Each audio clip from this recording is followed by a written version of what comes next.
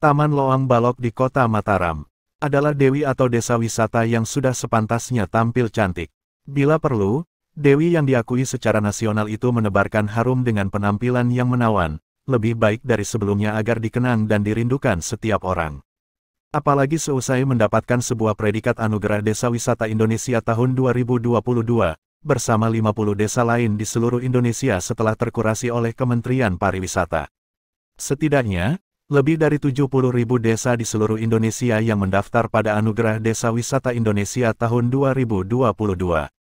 Sedangkan yang terjaring sebanyak 3.419 desa wisata dari 34 provinsi di Indonesia. Setelah melalui beragam tahap kurasi, berdasarkan penilaian Dewan Juri, diperoleh 500 besar, 300 besar, kemudian dikerucutkan menjadi 100 besar, dan akhirnya 50 besar desa wisata. Terdapat 7 aspek penilaian pada Anugerah Desa Wisata Indonesia 2022. 1. Daya tarik pengunjung, yaitu memiliki keunikan dan keotentikan produk wisata yang variatif dan kreatif. 2. Homestay, yakni adanya peningkatan standar kualitas pelayanan serta melestarikan desain arsitektur budaya lokal. 3. Digital dan kreatif, yakni akselerasi percepatan transformasi digital serta menciptakan konten-konten kreatif. 4. Souvenir, yakni menggali potensi kreativitas dan hasil karya masyarakat berbasis kearifan lokal. 5. Toilet umum, yaitu ada upaya pemenuhan sarana dan prasarana demi kenyamanan wisatawan. 6. CHSE, yaitu penerapan fasilitas CHSE yang mengikuti standar nasional. 7. Kelembagaan desa, yakni terbentuknya legalitas berbadan hukum dan pengelolaan yang berkelanjutan. Pertanyaannya, apakah setelah meraih anugerah desa wisata, Taman Loang Balok sudah meningkatkan kualitas dirinya? Loang Balok hari ini ya memang kondisinya mungkin mereka sudah merasa puas, tapi masih banyak sampah yang bertebaran di mana-mana, dan kemudian banyak juga para kelompok-kelompok ya, anggota kelompok pecinta alam ya, seperti misalnya BUMN, kemudian LSM lain yang terlibat dalam proses pembersihan di sana. Ini saya kira cukup bagus ya. Dan kemudian kalaupun misalnya kita sudah puas dan hari ini kita harus lebih baik lagi, tentu punya sebuah strategi ya. Artinya banyak hal yang perlu harus diperbaiki tentu untuk bisa masuk ke jenjang yang lebih tinggi. Kalau sekarang kita sudah mendapatkan 50 besar terbaik, mungkin ke depan kita bisa masuk ke level internasional. Nah ini pun tidak mudah. Tentu segala sesuatu bisa dilakukan walaupun tidak mudah, tapi butuh persiapan. Dan kemudian ini memang harus dilibatkan banyak pihak ya. Contoh misalnya dalam penerapan CSE, yang di dalamnya di situ ada penanganan sampah. Dan kita tidak bisa juga hanya berharap kepada masyarakat untuk mengelola sampah secara pribadi tanpa harus ada pendampingan. Nah pendampingan inilah yang penting saya kira harus dilakukan bersama-sama di lintas stakeholders, tidak hanya dilakukan oleh manajemen yang ada di Loang Balok, tapi bagaimana melibatkan stakeholders yang lain. Contoh misalnya STP Mataram misalnya bisa menjadi salah satu stakeholders yang bisa dilibatkan dalam pengelolaan sampah di sana.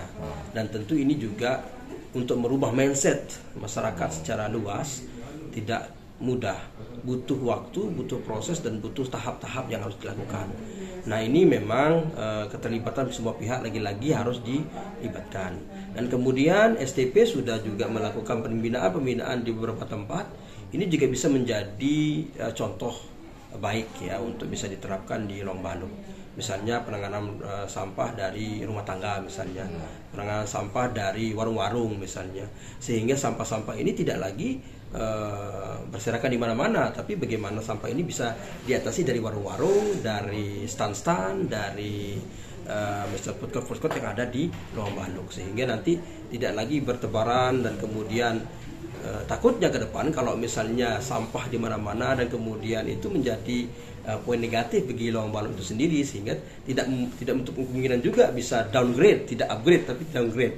Yang dulunya kita mendapat ke 50 besar adwi, tapi dengan kondisi yang tidak terpelihara dengan baik, kerusakan di mana-mana akibat sampah dan ulah manusia misalnya, itu bisa membuat negatif bagi Lawang Baluk sendiri.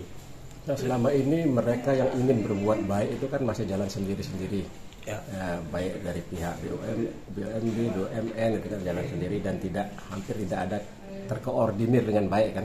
Sekarang siapa sebetulnya yang punya wewenang mengordinir mereka semua kan? Ya, sehingga perbuatan baik itu terhimpun menjadi sebuah kekuatan. Baik. Jadi kalau kami melihat dari sisi manajemen ya, tentu ini sebuah hal yang baik sebenarnya Pak Haji. Artinya banyak hal yang bisa dilakukan kolaborasi lagi-lagi dengan mereka.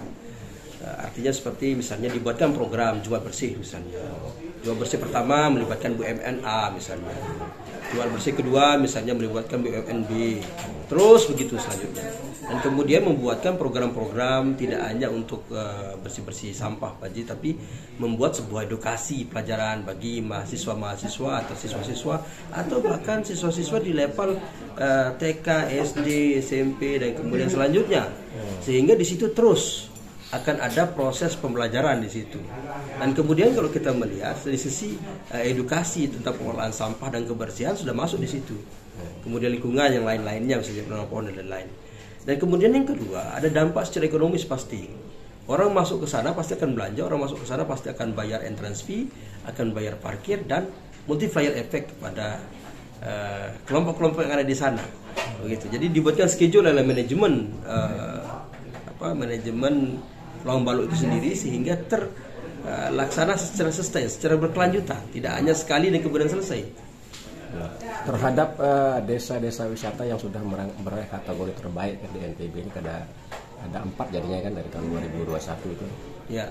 Itu apakah memang masih perlu pendampingan terus-menerus sehingga mereka tidak lalai lagi, tidak lalai dalam hal ini?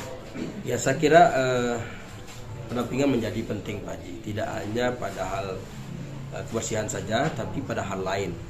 Ya, kita melihat 2021 kita dapat Bonjeruk dan Senaru, kemudian ada Sesaut juga 3, kemudian kemarin kita dapat di Mataram ada Lawang Baluk, kemudian ada desa yang di dekat Sesaut itu kan. Jadi tentu penting Pak Haji untuk kita melakukan pendampingan terus secara berkelanjutan, karena perubahan yang terjadi di masyarakat ini juga sangat cepat Pak Haji. Artinya masyarakat kita ini cepat lupa dan cepat puas, dan ini tidak boleh, harus terus dipupuki supaya semangat untuk menjaga dan merawat itu tetap ada, sehingga nanti bisa menjadi contoh yang baik bagi desa-desa lain untuk bisa mengikuti dan kemudian terus berkembang.